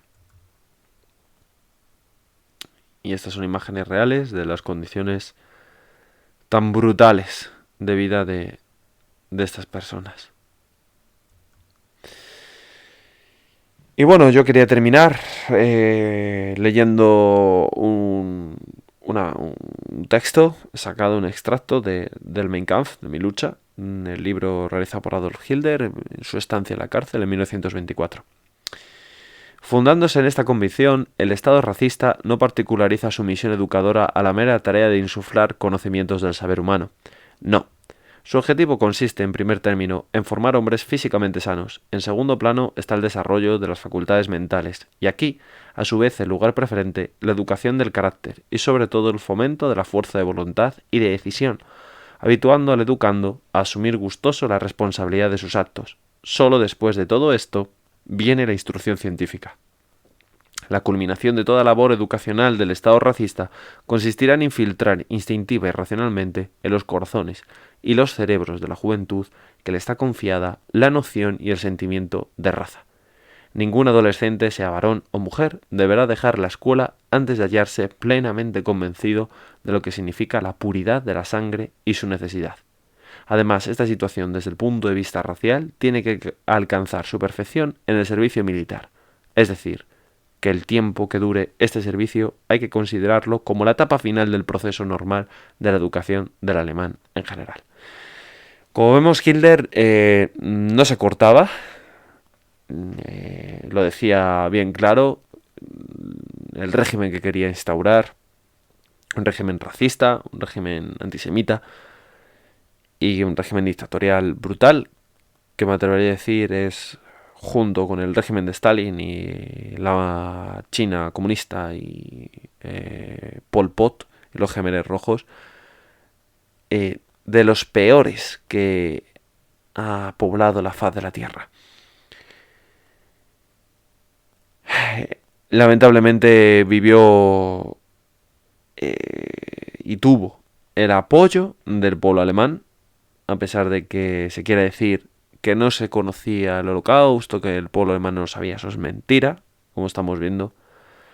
Y es que además aquí tenemos una imagen que vale más que 1000 palabras. Tenemos a un pobre muchacho colocado con un cartel que viene a decir soy un como un delincuente, como un inadaptado, no sabría cómo traducirlo. Pero vamos, se están riendo de él porque como un insulto, ¿no? Para la raza aria. Es un insulto para la raza aria. Es un subhumano. Y le están humillando públicamente. Y eso el pueblo alemán, claro que lo veía. Y lo consentía. Así que hasta aquí hemos llegado. Espero que os haya gustado. Espero haber sido capaz de expresar este tema tan denso de la mejor manera posible. Y sobre todo mi objetivo es que espero haberos hecho, desde luego, reflexionar mucho y que después de este vídeo podáis meditar durante largo tiempo si algo así sería posible de nuevo en el mundo y en concreto en nuestra época actual y en nuestro país. Así que bueno, sin más, desearos que si os ha gustado, pues le deis a un like, compartáis el vídeo con vuestros amigos, con vuestras parejas, con vuestros compañeros, con vuestros vecinos, con vuestros familiares, con quien queráis, vamos, en definitiva. Que generéis un debate sano, que no merece la pena discutir por política, verdaderamente es lo más estúpido que se puede hacer en esta vida. Y que si queréis hacer alguna aclaración, apreciación o lo que consideréis oportuno, pues podéis dejar un comentario y os contestaré en cuanto lo vea. Así que sin más, pues sed buenos y sed felices. Chao.